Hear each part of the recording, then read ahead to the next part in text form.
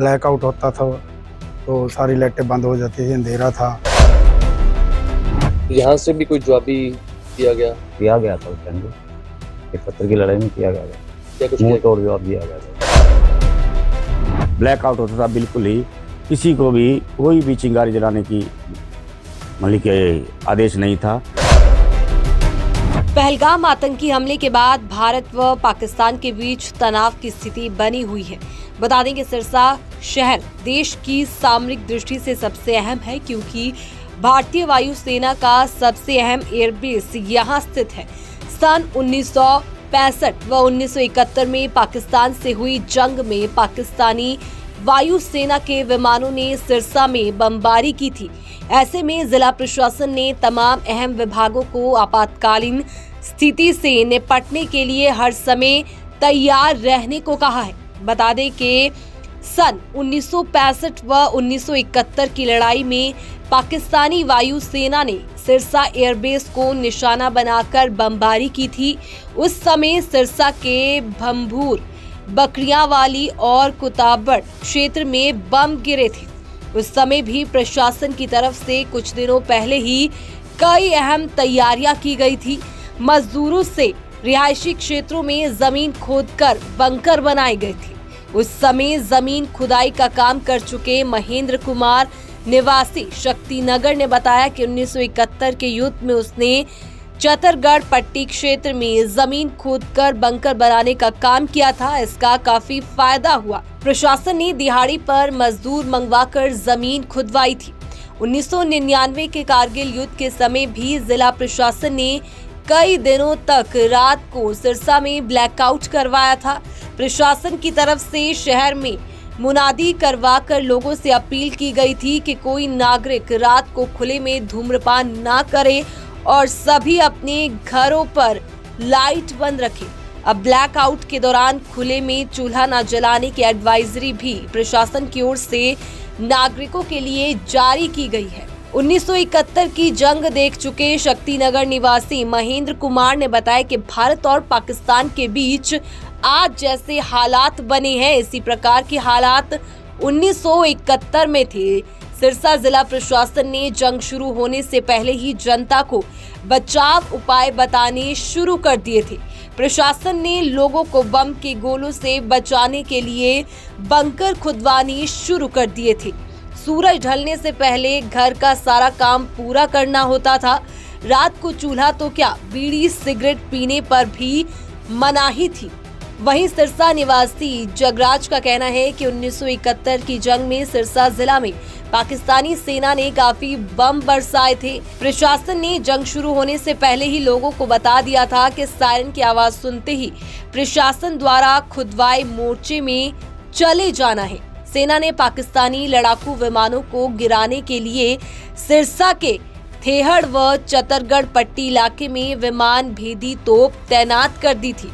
जैसे ही कोई पाकिस्तानी जहाज सिरसा जिला के आसमान पर मंडराता, इन तोपों से उस पर भीषण गोले दागे जाते। इसी कारण सिरसा शहर पर पाकिस्तानी लड़ाकू जहाज एक भी बम नहीं गिरा पाए थे। मैंने मंजर देखा था कि मोर्चे खोद के शाम के टाइम उसके अंदर चले जाते थे, खाना वगैरह खाते थे उसमें ही। ब्लैकआउट होता था तो रात को शीशे के रंग किया हुआ था, बीड़ी माचिस वगैरह कोई नहीं चलती थी और कुत्ते बड़े में बम गिरा था, मुझे याद है। यहाँ से भी कोई जवाबी किया गया था उस टाइम पे 71 की लड़ाई में किया गया था। क्या कुछ मुंह किया तोड़ जवाब दिया गया था। तो आपने क्या देखा था? मैंने देखा था, सब मंजरी देखा था। डर बहुत लगता था, बहुत ज्यादा डर लगता था। तो डर के मारे फिर क्या बंकर में छिप जाते थे। उस टाइम जी जब ब्लैकआउट होता था तो सारी लाइटें बंद हो जाती थी, अंधेरा था। और रात को कई बार जहाज आते थे पाकिस्तान के, तो वहाँ किसी जिम्मेदार ने कुत्ताबड़ में रात को आग जला ली और उससे पता चल गया कि ये सरसा है। लेकिन वो कुत्ताबड़ गांव में 2 बम गिरे थे, जो कि टिब्बे होने के कारण मिट्टी में वो चले नहीं जी। तो हम यहाँ सरसा में के आसपास भी तोपें लगाई हुई थी, चतरगढ़ पट्टी और आसपास एरिए में। और जहाँ सभी ने रंग लगाकर काले शीशे कर रखे थे कि अंदर से लाइट कोई बाहर ना आए और ना ही चसाए। ये कोई काम करना था तो अंदर ही करना था। और उसका हमारे जो भी सिरसा के अंदर ये धार्मिक नगरी है सरसाईनाथ का, यहाँ आशीर्वाद है, यहाँ कभी भी बम चलता नहीं है। ये छोराम जी बाबा जी का भी यहाँ आशीर्वाद है। और यहाँ कभी भी सरसा में ना तो नाली का पानी आता है ना कभी बम चलेगा। और सारे ही यहाँ तैयारी रहती है कि कोई भी जहाज गिरने नहीं देते। यहाँ हमारे आसपास यहाँ सामनी है और उनके तैयारी फुल रहती है। 71 में क्या भारत की तरफ से भी कुछ जवाबी फायर किया गया था? हाँ, जो जहाज आए थे उसके पीछा किया था तो वो कुत्तावड़ से पीछे घेरा और वापस चले गए थे। वो आगे सरसे तक नहीं पहुंचे थे, वापस लौटा दिया था। वापस लौटा दिया था। मेरा जन्म तो 1977 का है जी, लेकिन हमारे बुजुर्ग हमारे पूर्वज बताते थे जब 71 की लड़ाई हुई थी पाकिस्तान के साथ तो बड़ा ही माहौल खतरनाक था। बंकर बनाए हुए थे, खड्डे बनाए हुए थे, जो कि दिन के दिन रोटी खा के और खड्डों में घुस जाते और आर्मी जो है पाकिस्तान के ऊपर से बम ब्लास्ट करती थी और ब्लैकआउट होता था बिल्कुल ही।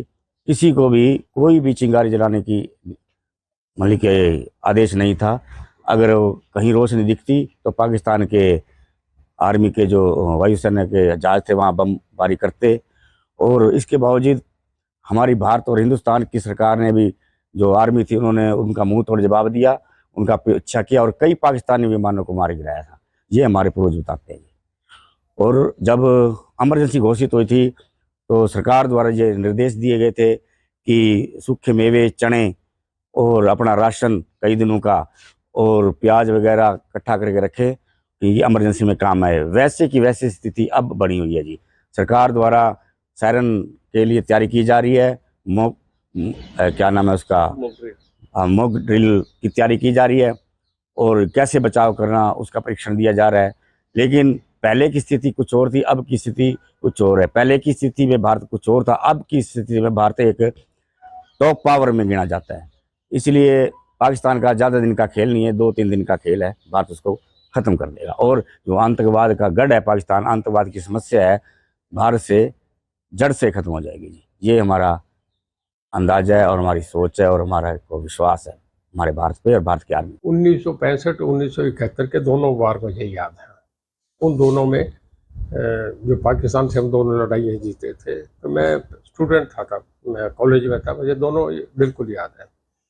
और अब ये जो एक लंबा वार टलना जरूरी भी था, मैं समझता हूँ।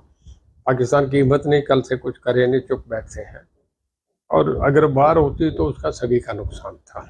यूएनओ ने भी जो कहा, उनके जो सेक्रेटरी जनरल थे उन्होंने भी कहा कि मैं समझता हूँ कि एक एक्शन तो होना चाहिए। और सबसे बड़ा हमने जो काम करा, इंडिया ने एक ओपिनियन बनाया, वर्ल्ड ओपिनियन ये बन गया था कि एक्शन करना चाहिए। इसके लिए पूरे टेररिस्ट को पूरी दुनिया भर में शिकस्त है। 65 और 71 में आप मुझे याद है कि बकरियावाड़ी गांव में गलती से उनका एक घर गया था, हालांकि वो डिफ्यूज हो गया था। हमारे यहाँ एक बम गिरा था, कहीं बकरियों का झुंड था, उसके मुझे याद नहीं, तब कॉलेज में था, तब हुआ था। और लोग पाकिस्तान बॉर्डर से या रिश्तेदारियों में आ गए थे। हर आदमी युद्ध के दिनों में दूर हट जाता है, तो जो बॉर्डर पे एरिया के लोग वो लूट के अपने रिश्तेदारों के घर आए थे। ये 65-71 दोनों में हुआ था। उसके बाद जवाब मिला पाकिस्तान को? हाँ, पाकिस्तान को ज़बरदस्त जवाब मिला। लाहौर तक चले गए थे हमारे जाने। वो हरियाणा के कुछ जवान थे, वो कहते हैं कि तुम लाहौर में जाके हुक्का पी गया है।